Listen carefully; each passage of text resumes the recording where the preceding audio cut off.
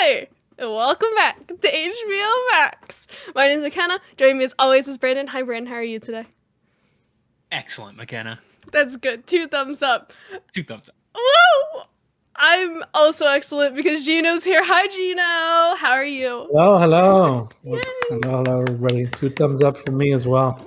I'm doing very well. That's So excited to be here. 6 thumbs up. That's 6 for 6. 100%. That's pretty good. Yeah. That's Counts. pretty good. I'm excited. That's the most Yeah, thumbs that we've adds ever up. put up in the podcast. I think That's so.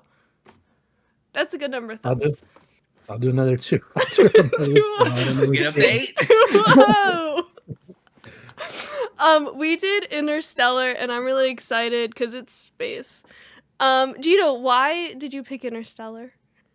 Why did I pick Interstellar? Interstellar picked me, guys. Interstellar picked me. Since you guys started HBO Max, I was like, I'm pretty sure you guys maybe remember this. I don't know. I was like, let me know when you do Interstellar. I'm there. I'll do it. And I don't know if you guys forgot, but I never forgot. Never forgot since then.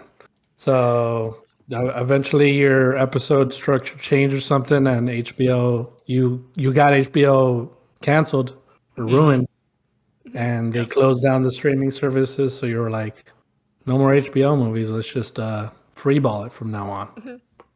We do all the movies now. There we go. We're the keeper of the movies. When HBO went down, I was like, hey, let me know when you do Interstellar now. You know what I mean? It's like the Berlin Wall came down. It's like all of a sudden everything was possible. It's happening. It's getting closer to it. And then Brennan here, I think one day one fateful day you asked me, and I was like, "What do you think, dude? What do you think?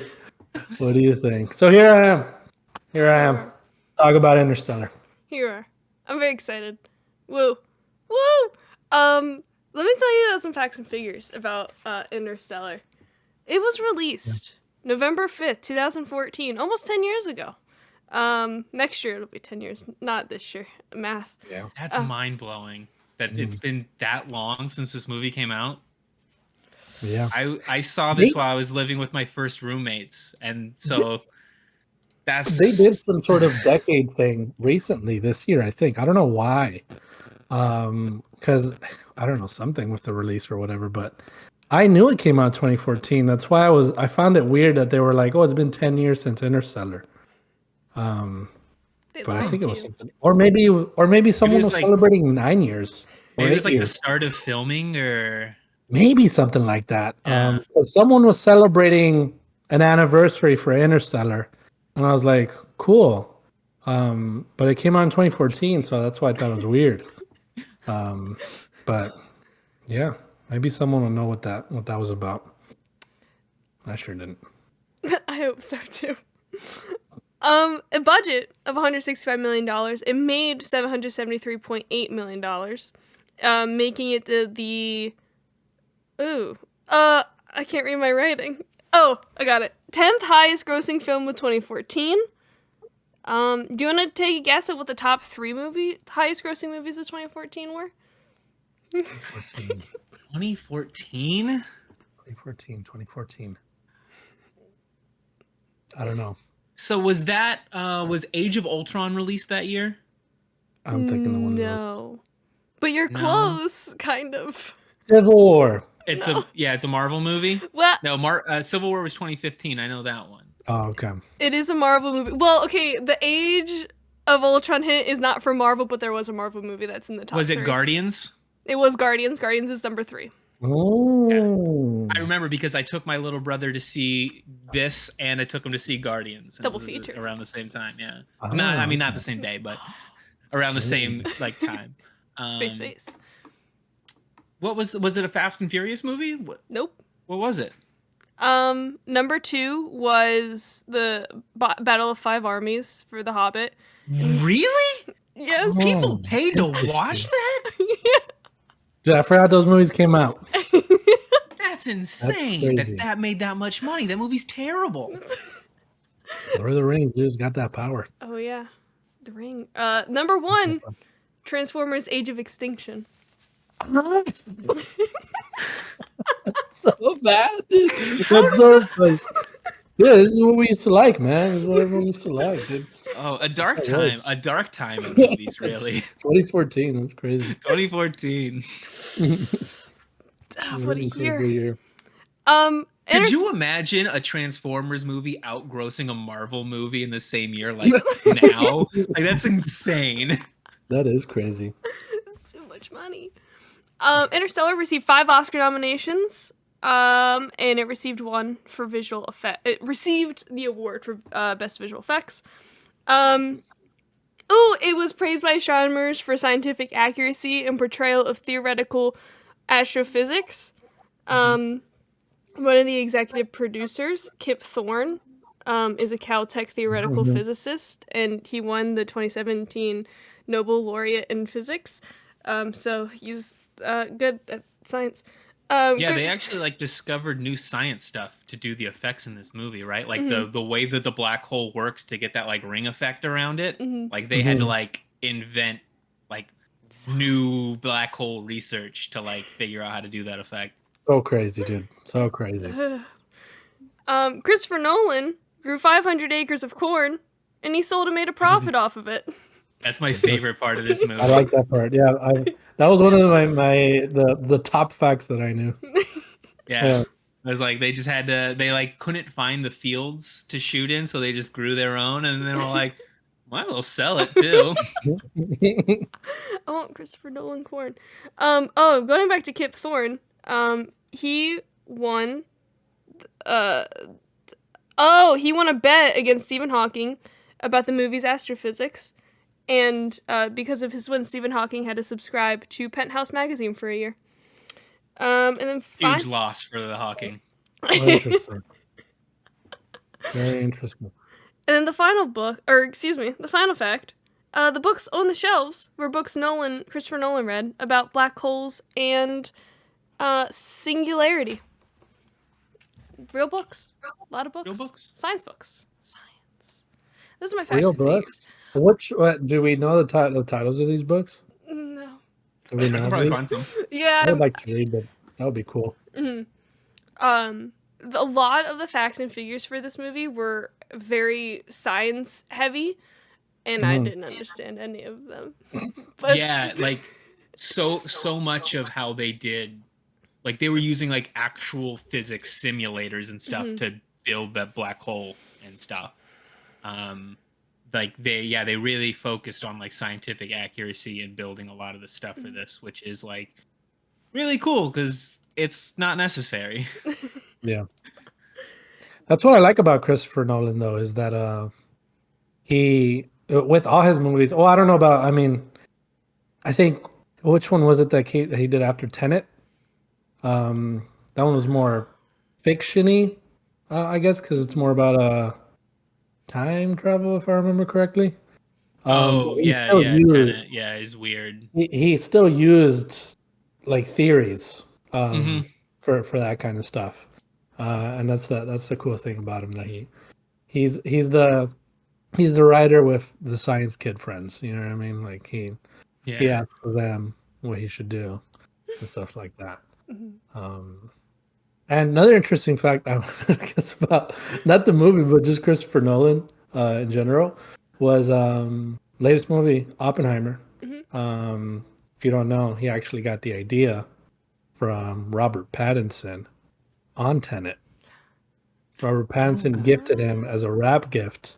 He gave him some some writings of Oppenheimer. Oh yeah, he gave him the book American Prometheus. Which is like the Robert Oppenheimer biography. And then he made. Yeah, I just read that book and was like, "This is gonna be a kick-ass movie." Pretty this cool, is gonna be the perfect accompaniment to Barbie in 2023. Thank you, Robert Pattinson. Thank you so much. We love you. Robert Pattinson should come on the show. I want to talk to Robert. So this is the 4th Christopher Nolan movie we've done on this podcast. Whoa, I didn't realize we'd done at least we did Tenet. We did Dark Knight. Oh, that's right. And then we did Memento. we're a Christopher Nolan podcast. This might be Christopher Nolan might have the record for official HBO Max entries. Other than David Yates. But I didn't see, but the David Yates, those aren't on YouTube, not official. They're episodes. not on YouTube. You're right. He's only you can go hear all the Harry Potter reviews, but only on podcast services. Exclusive to podcast services. But yeah, I mean, we do this every time we get a Christopher Nolan movie, but it's just like, man, he makes a crazy movie that like blows your mind. Like it always does something kind of out of the box that's just like you've never seen before in a movie, and like this, like when it does the swap and all of a sudden the little girl turns into Bryce Dallas Howard, and it's just like, oh man. Like we've jumped so far into time, but Matthew McConaughey's still out there, and it's just like, oh man, the movie just goes places. That's crazy, dude. Yeah, man, you don't expect a lot of the things that the movie does. The way it's just like there's a lot of scenes that if you really let it, you know your jaw drops. Like it just affects you. Like if you just feel what they feel, you know, like he was gone for 2 hours or 3 hours, but when he comes back, he was gone for like 28 years. I remember the first time watching this movie and like in the theater, like midnight release for this, and just when he gets back from the planet and he sits down in the booth and he gets all of his mail all at once, and it's just that shot on his face of him like laughing and crying. I was just like literally like tearing up in the theater, just like it's one of like the best acting performances of all time. That's crazy. What's funny about that scene is Timothée Chalamet thought he was giving one of his best acting performances of all time on the screen. But then when he saw the movie, he was like, oh, it's on Matthew McConaughey's face. You don't even see me. So that sucked. That's a funny thing that happened there. What a movie. I have a weird history. Not even weird. I don't know. I saw about the first 30 minutes of this movie when I was a senior in high school in physics. And then I left to go on retreat and I never got to see the end of it. And it was really sad because I really wanted to know what was going to happen. Like, they pulled me in and then, you know, didn't know. He hadn't even gone to space yet. No, he hadn't. It was saw the corn, but... Yeah, so Mac, this was your first watching it for this podcast was the first time you had seen it all the way through. So like, what'd you think of it?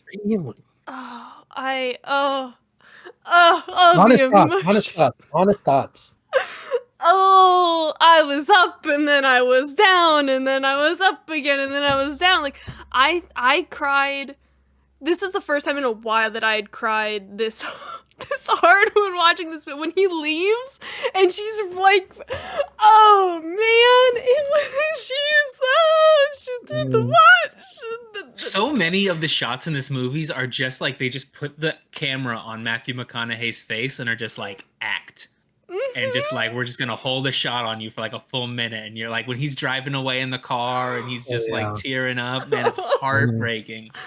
Oh my god, it was just the tears, and then the space stuff gave me a headache, but that was okay because they knew what they were doing. I'm not the one in space, so it was okay, but it was still cool, like trying to like see all the planets and whatnot, and that was fun. And then he came back, and he was what was he on Saturn or what? The end?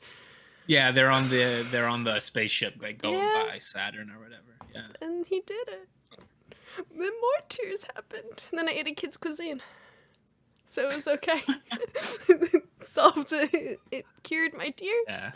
Yeah, no, really, really emotional movie. It's I think what was it that another thing I think we just have to point out is the soundtrack for it is one of the best soundtracks in any movie that I've ever heard of in my life. And what was it that this is probably something we could search, but Christopher Nolan told Hans Zimmer, like he gave him one line or one, he told him one thing, and then he made the whole soundtrack from that. Do you guys know what it was? It was something. It was something. I think about love or something. I think it was the write music about the love of a father and his daughter. I think that's what it Yeah, would I be. think that's what. Yeah. 'Cause that's what the movie is about, Mhm. pretty much. The- And dude, how does he come up with this? It's, How do It's you do that? the my favorite sequence in this movie is the docking sequence. And the Oh yeah. music is such a Oh my huge part of god. that. The way it's just like the camera shots and You see just that like play you're every time. hearing that music just the Yeah. entire time is so like I was Mhm. literally on the edge of my seat in the theater. And Mhm. then when Tars is like, it's what is it? It's not possible. He's like, no, It's but it's this. necessary. That's the cool bars. Oh my Man god, spitting dude. bars. For real, man. It's crazy. There's so many scenes like that that I just like I told you guys before we started that I watch I said I watched it like 2 times since I moved. It's not that I like watch it the whole way through. It's just I put like I'll play it and then fast forward to something and then just start watching from there, or play it, fast forward to another part, and then just watch it from there. You're like And then how it's like finished. for like a year Kanye West had Blade Runner 2049 just on a constant loop in his house. Yeah, like that. And then the docking scene is something I'll never fast forward past. And the last scene where Mm. he comes back and he sees Murph again, and she's old. That scene, every single time, dude. It's Waterworks out of the yeah. house all the It's time. It's crazy. and when he leaves her in the hospital to be with her family, like Crazy, oh, man. What a that's a that scene, if I see it online, Mhm. if I play it here, I will always get the same reaction. It never changes. Never affects me any less Mhm. than it does. It's Yeah. crazy. I guess I'm kind of glad that I didn't watch it in a classroom of 30 seniors. just Yeah. bawling your eyes out in Going in the school. back. Mhm. So, I'm gonna Yeah. be honest, like I kind of forgot how much I like this movie because I hadn't seen it in a while actually. Mhm. But like when this came out, I saw it like 5 times in theaters. oh wow. Like I convinced my roommates to go midnight release with me because I was living with 2 guys I worked with, and like we worked like the late shift. So I was like, after work, dude, we drive, we go to the theater, we go see Interstellar, and they weren't like into it, and I made them go, and then they fucking loved the movie. And then like the next day, I like picked up my little brother. I was like, you have to watch this movie. This movie's gonna blow your mind. And then he loved it, and I just like kept going back and seeing it over and over again because it was just like I don't know, something about these like long movies, man, that are just like epic. I Mhm. just want Yeah. to watch them again and again. Mhm. And then like, yeah, I hadn't seen it in a while. I remember like, oh yeah, I love Interstellar, of course. Like, hearing Gino talk about him, like, that's my guy, Interstellar. Because a lot of people, there's some people who will shit on this movie Yeah. unfairly, I may don't have some understand why. bad. Yeah, I can't stand it. And I'm like, no, Gino knows what's up. Gino's got the right mind about this excellent film. But I hadn't seen it in a while. And watching it again, I was like, yeah, man, it might be Nolan's best movie. I would say so. I would agree with that sentiment. What's funny about me is that you hear me mention it all the time, and you would have thought that I've seen it in the theater many times. I don't think I ever saw it in theaters. Really? I don't think I don't remember seeing it in theaters. I also don't remember the first time I ever saw it. I remember just It was always with you. yeah, just one day I guess I was like, that's part of my personality now. I think it's Interstellar. I really love Yeah. this movie, and I don't remember watching it the You were first in like time. high school telling Yeah. people Interstellar, man. They were like, "That's not a real movie." It's like it's not hasn't come out yet, but when it does, Not real yet, but I know it's gonna happen at some point. I just know that I love it. But yeah, it's so weird because I couldn't tell you when I saw it the first time. I couldn't tell you when I decided, I guess, to start loving it. It just, I guess I became sentient like maybe 3 years ago. You know what I mean? I the flip started, just switched, and you yeah, were just like Interstellar. yeah, it became part of me.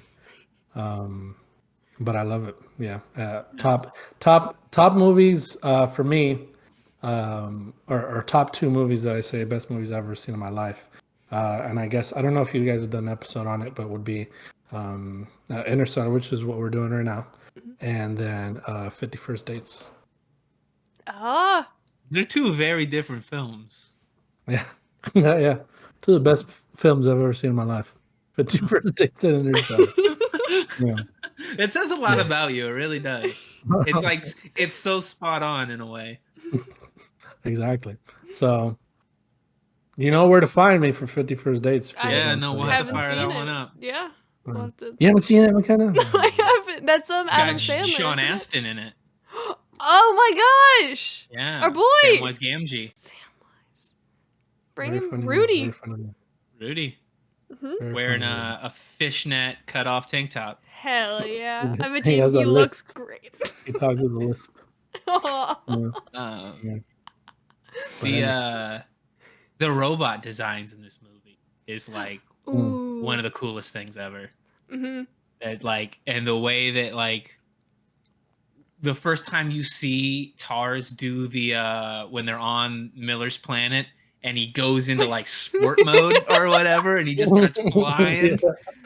Mm, I was I was like, whoa. I was super nervous about the robots, because of Hal, and I loved 2001: A Space Odyssey. I'm like, this is not gonna be. I prepped myself from the start. I'm like, this isn't gonna be good. And then Can't trust the robots. Can't trust the robots. No, they teach you that from the very beginning. Don't trust the robots. But no, the robots in this movie, absolutely. You could trust Tars with your life. He's the best. Didn't one of them blow up though? Tars, Yes. there's Tars and Case. Yeah, Mhm. Tars and Case. Case was- Case dies during the explosion. Mm-hmm. Tars, he's with him till the end, baby. Mm-hmm. Oh He goes with it. Or I don't know how he's not in the what is it, Tesseract, I think is what it's called. He's talking to at the him end. though. He's talking to him. Yeah, I don't know where he Yeah. is, or where it is, but Tars is there, dude. One of the best characters in the movie. Absolutely. Yeah, that robot. That robot. This Tesseract scene. Let's talk about this. Oh my The part god. where, like, what is like just the idea of, first of all, the idea of just space in general is scary as shit. I mean, probably not as scary as the ocean, I would say. I don't know which one's scarier to you guys. I feel like the ocean's probably scarier to me. Mm-hmm. But I don't know. They're both pretty. So if it's, I mean, space, when I think about just like regular space, I think the ocean would probably, but like once you're throwing in the Tesseract and stuff in there, like unknowable things my brain can't fathom, all of a sudden space is way scarier. Yeah, the black hole thing. We've seen so many different versions of how they deal with that in movies and stuff like that, and then the way they do it here, I think it's just such a cool concept of it being like, it's a different. Well, how do they explain? I can't even explain it back to you because it's so weird. It's like a fifth dimension or some shit where. Yeah, it's like a place outside of time. Yeah, that you can interact with it through gravity and time or something like that. And then I think this is where it falls off for a lot of people. I think so too. I think people have a lot of problems with this bit. Yeah, because then he says like, "Oh, the reason this is happening, the reason I'm here is because of love. Like love is the reason here," which I think is that's incredible. I mean, this is great. I mean, this is a movie. I'm not really looking for. He's already fallen into a black hole and lived. I mean, I think anything from here on, I don't need to believe is real. So for him saying love is the reason he's there, I think is just more. It makes every scene after that he would be with his daughter way more intense, because he was there. I think people have a lot of problems not just letting a thing in a movie be just like metaphorical, like an unanswerable, just like it's about like the way that like the love between a father and daughter can span across time, and like it doesn't, they can go 80 years without seeing each other and the love is just as powerful. Like, okay, he turned it into a spaceship, who cares? Exactly, dude. Exactly. Like, I don't know why you have to have this. All of a sudden you care about the science. All of a sudden you're a fucking physicist over here talking about the movie. It's not real, dude. Love can't travel like that, man. They go through a wormhole in this movie that they just put a wormhole. That was like 30 minutes into the movie. You didn't have a problem with that, but all of a sudden. And that too, when he finishes and closes everything, and then it's him that it was a wormhole. That's crazy, dude. That's like it's just a loop. The whole movie's a loop. And then, but he it's so weird because when you think about it too, like he was while he's in there, he's trying to stop himself from going. But he knows because he already did it. That's him. He did that. So he knows he still leaves. There's that point where he realizes and he's like, oh, I can't change it, but I can give her the tools to fix all of this. Yeah, you're right. You're absolutely right. Yeah, that does happen. Yeah. Crazy. There's so much about this movie that's just the opening scene where it's like you get that shot of the bookshelf and it's just covered in dust. And it's like, oh, it must be like I remember just thinking like, oh, maybe this is like after everybody's left Earth and stuff, and then it's like you get the they literally just take the interviews from Ken Burns' Dust Bowl, which is crazy. And then just like I like how desperate everything is on Earth, where it's just like even when like the main scientist guy is talking to him and he's like, we're not this is the planet we're going to is not even like the new home for us. He's like, it's a rock to cling to in the storm. Like we're just like desperate. Like we just need to hang out somewhere else for, a couple years. Like it's such like this movie's so well thought out. Like it's. But that's the twist too, because he doesn't tell him that. He thinks he's going to, or he thinks that. But they sort of think that the mission's gonna like fail. Like they don't really. Like the reason he sent them was so they can just create new life somewhere else. Not the idea that it's going to be, you find and then you can colonize this and take, people from Earth. They didn't think that they would be able to figure out the gravity problem. Yeah, that. So that twist at the end where you just find out that he sent them knowing that they wouldn't come back or they're not going to save people on Earth is freaking. It is. It's like a dark little twist. Yeah, very dark. Yeah, you manipulated him. Like, and there's something that he says about it too. Is man, he says something so that makes sense as to why he did it. I don't know. What is it? What's this guy's name too? What's his name? The scientist. Freaking. It's Michael Caine. Michael Caine. That's his name. That's his name. That's what I'm thinking of. Not his actual name in the movie, but okay. Michael. He says something that's like, I had to make this decision, even though I knew it wasn't something that was good for our life, but it was good for humanity. Yeah. Something like that. I don't know. He says something that's crazy. But okay. So much like in the movie itself, now that we're like 3/4 of the way through the podcast, I want to bring up Matt Damon. How did you bring up Matt Damon too? Yeah. Okay. The shock on my face the first time watching this movie when the thing opens up and Matt Damon comes out. Dude, that's like what, like 3/4? Yeah, 3/4 into the movie. Like we're fully into the movie. There's no notion of a new cast member joining the cast here. Really freaking the Matt biggest Damon. star in the movie. Matt freaking Damon, dude. You know what's funny about that is that he does that, just to sidetrack a little bit. He does that in Oppenheimer too. Really? People keep showing up in that movie that I had no idea were in it. Hours into it, dude. Hours into the movie. I was like, what is this person doing here, dude? Like, what the hell? There was someone. Yeah. There was someone recently that was on their Wikipedia page, and he was like, "Oh yeah, this dude's in Oppenheimer as well." I'm like, I think he may have been Josh Everybody's Peck. in that movie. I didn't realize Josh Peck was in it. Josh Peck is in it. Yeah, I didn't know that. Yeah. Who's not in Oppenheimer, man? Yeah, no, the thing is that we're actually, all of us are in Oppenheimer, and you have to find yourself in the back. Perfect. Where am I? When am I going to show up? Wait for my scene to come up. I'm going to be here soon. Freaking crazy. But Matt Damon just out of nowhere. Yeah, it's crazy. showed And then up. he's the bad guy. He's He's evil. the main bad guy of the Yeah. movie. Wild. And oh Yeah. my god, it's the one of the funniest scenes in any movie when he's in the airlock chamber and he goes to start giving his little speech, and then just like right at the beginning, all of a sudden like the audio cuts out and it's just everything's Yeah. just like exploding, but it's exploding without sound. Yeah. Mind blowing. Yeah. It's good. And then comes one of the best scenes in the movie Yeah. where he has to dock. One of the best scenes ever. The docking scene is one of the best scenes in the history of cinema. It's like just pure tension, and everything about it is perfect. Every little detail about it too, where he starts to spin, and you can tell this was brought up to me, I think, in like a director's cut or something, where Cooper is a more experienced pilot than Brand, because when they start spinning, her body tilts with the spin, so she faints immediately.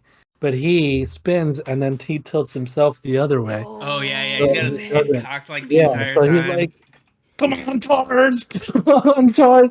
Where he's like, so he doesn't faint. So that's pretty cool.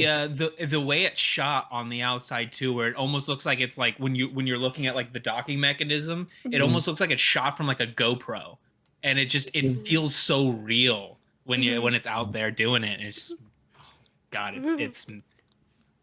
it's what movies are about, man. Yeah.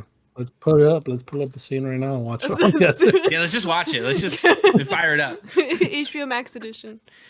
Such a good scene. I'm going back to the music again because I got distracted when we were originally talking about it. Because I love Hans Zimmer. Hans Zimmer.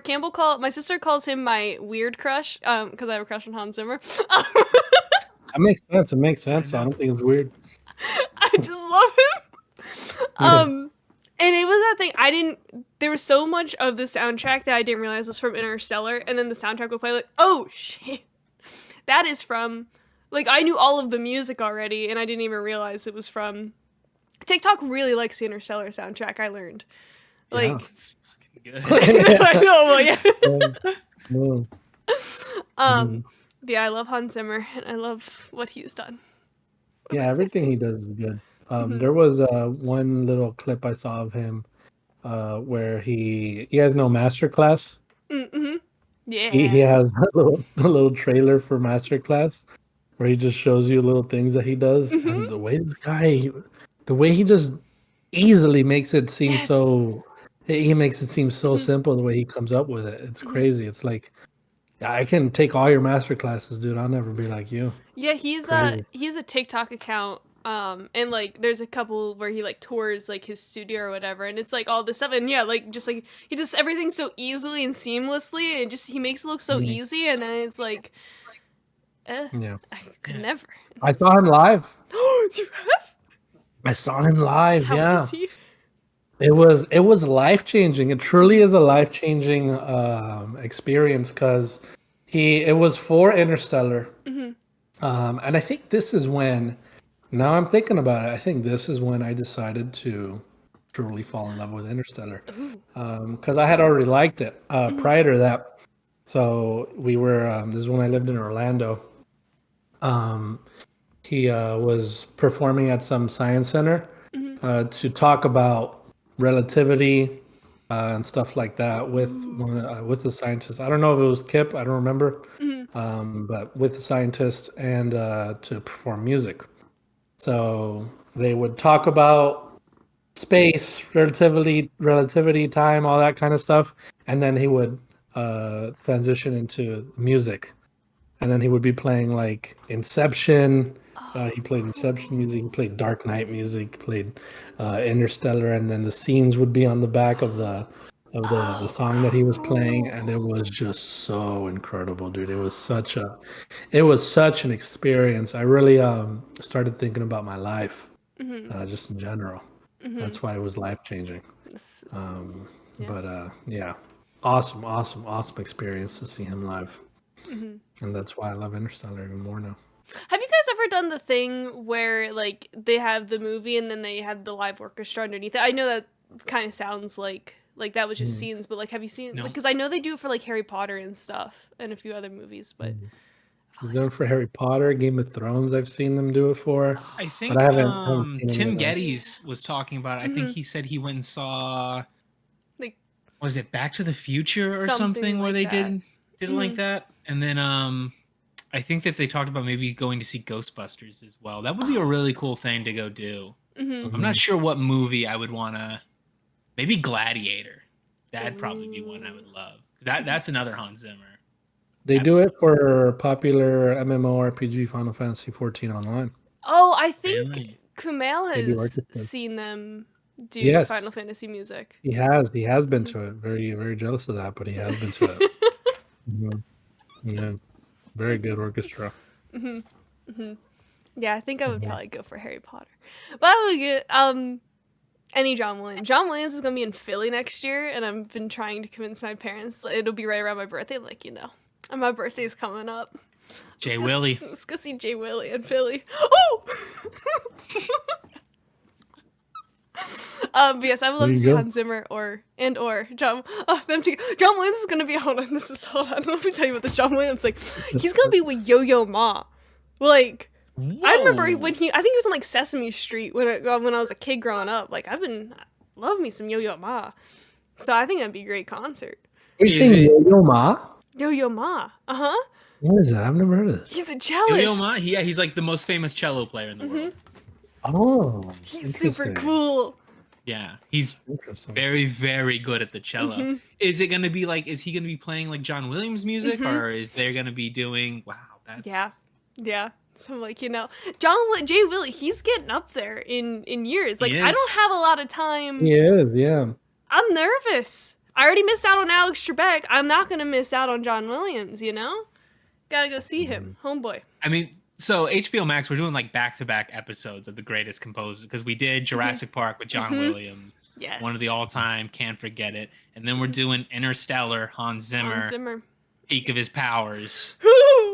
Just, I don't know, man. These guys are just, they change a movie with how good the score is. Absolutely. Yeah. No, they really do. Yeah, Hans Zimmer is definitely up there. I think he did. Did he do Oppenheimer? I don't even know if he did, but Oppenheimer has a really good soundtrack as well. Probably. He does most of Nolan's stuff. It's very similar to his stuff, so I would have assumed it was him, but I think it might be somebody else. Well, he started working with that what's his name? Let's see. Music. Ludwig Göransson. Ludwig. And Ludwig is really good too. He is really good, yeah. He did Tenet. He did the Tenet one is when he started working. Yes, that's Yeah. okay. Very And then he did some of the stuff on like Black Panther. He's done a bunch of stuff. He's really good as well. He's like the up and coming, like the new hotness. Hans Zimmer, yeah. Yeah. Hans Zimmer going to take over the mantle. Good for him. Somebody has to. For Interstellar too. Yeah. Oh, Interstellar 2. Oh man, they gotta bring that movie back. I would hope, and it's probably likely, but I would hope so that for the 10-year anniversary next year, they bring that back to Do a theaters. little re-release. Ooh. I'd be down for that. I would like to see it in theaters. Oh yeah. I never saw it in IMAX. That would be one I would definitely like drive the 2 hours to the IMAX to watch. Exactly. Is it possible to rent full theaters to watch movies like that? Oh yeah. I think if it never happens, I'll have to just do that. Yeah. Oh yeah. Yeah, that would be dope. Yeah. TwitchCon, let's do it. Let's rent out a theater in Vegas and watch Interstellar. that would probably be the driving force for me to go. That would be the reason for me to go. Best movie in the world. Best movie ever, right, guys? We never talked about it, Brandon. Oh right. No, good point. We talked about the Tesseract too. Is that what that is? Is that him in the Tesseract? Whoa. Yeah, you see that, McKenna? Yeah. In the center? Uh-huh. That's him in the Tesseract. I can't take it out because it'll just like fall. In the middle, that's him in the Tesseract with Murph on the other side. Oh man. That's I awesome. don't know if that. Let me see if I could maybe just point the light to that one. Oh, Oh yeah. Oh oh, wow. that's cool. That's really nice. That is really nice. That's dope. Okay. Love it. I almost clicked on your video, which would have screwed up everything in OBS, and I was like, "Oh, good thing I caught that before." It was just all of like puzzle pieces of Gino's camera. But you know what? Then the producer kicked back in. That's amazing. That's really cool. Did you get that on like Etsy or? That was a gift. It was a gift actually from my sister for Christmas this past What a Christmas. gift. That's a good gift. Yeah, very good gift. Very good gift. Yeah, that's my centerpiece there. It's a good centerpiece. Mm-hmm. Gino, if I know we talked about the ocean versus space thing, but if you had the opportunity to go to space, would you? And that's a good question, dude. Because I've thought about it multiple times. Mm-hmm. I think yes. I think yes. Mm-hmm. If I had the opportunity to. I mean, knowing that I would be safe, I guess. Mm-hmm. But with the fear of like, not knowing, I think is the scariest part. Mm-hmm. So, There's but that I part would, in this movie where he's taught when the one scientist is like kind of like scared on the spaceship, Mm-hmm. and he's talking about is like literally just like pieces of aluminum between them and the vacuum. And I remember watching that, and just that's kind of I think what made me really scared of space, because I used to think like, oh, the spaceship, it's so secure, and then he's like, it's literally just it's like that much in between us, and I was like, no, not going to space. yeah, no, it's scary. But I feel like I would choose that over the ocean Mm-hmm. too, though. Oh yeah, yeah. Between the two. Mm-hmm. The ocean's And it's also fascinating to me, dude. I could talk about that stuff for hours. Mm-hmm. It's truly fascinating Mm-hmm. how we don't know anything about any of these things. Oh yeah. What percentage of ocean explored are we at now? Have we unlocked more areas? From what I've heard for my whole life, it's been 5%. We unlocked some parts of the map. Imagine it whole like fog of war. Fortnite. Whole fog of war down Yeah. there. It's an entire fog of war. I think we've just unlocked one straight down to the Titanic, and that's it. That's the 5%. That's the one part of the ocean that we know. Yeah. And that's it. And that's it. So I wonder what's down there. How are we the deep? Well, I guess we don't know that. How are we? Never mind. I answered my own question. I imagine that there is civilization in there. I'm trying to figure out like what the question would have been. Are we the deepest? Like, are we deep? What do you mean? What do you mean by that? Keep going. I was really gonna ask, are we the deepest? Have we discovered the deepest part of the ocean that we can possibly like find? But I guess we don't know that until we find something deeper. Well, no, because we've done like sonar and stuff. Like we shot stuff down, and like we kind of like mapped like the. I believe the Marianas Trench is the deepest part of the ocean, right? So I wasn't sure if that was still true or not. Steven Spielberg would go down there. James Cameron. James Cameron, that's the one. That's the one. Jimmy C. A movie director. Yeah. Who went to the deepest part of the ocean by himself. Yeah. That's incredible. That's crazy. I can't imagine doing that. But I don't think that's the deepest. I think there's probably deeper. Mm-hmm. I think. You think it's like Godzilla, where there's like the tunnels that go all throughout? I think there's life, like real life down there. Mm-hmm. Yeah. That we don't know of, but like advanced life. You know what I'm talking about? What about like, aliens? Like, you believe in aliens? You an aliens guy? Of course. Like you think like obviously we're not alone in space and stuff like that. So, but what if we're also not alone from the ocean? You know what I mean? What if there is? Yeah, we don't know. We haven't explored the entirety of it. So wouldn't that be fair to think there's also life down there that we don't know of? You know, life finds a way. I think it's true. You know, how do people write about Atlantis? Exactly. Where did that come from? Little Mermaid, You know? you know? Mm-hmm. Yeah. 13th year. Shit like There that. it is. Mermaids can be real. Mm-hmm. Mermaids can be fully real. I hope so. Like in Harry Potter, No, they I don't were think so. all like the Grindylow. They were all. I mean, they could breathe above water, but they were also No. life form talking. They had their own language Yeah. underwater. That would be scary though. Mermaids Oh. would be scary. Terrifying. I think they'd be more evil Oh yeah, than cute. yeah. I don't think. Yeah. Yeah, no. Ooh. I don't. Creepy fish people. Creepy fish Yeah. people. There could be. There could We don't know that. be.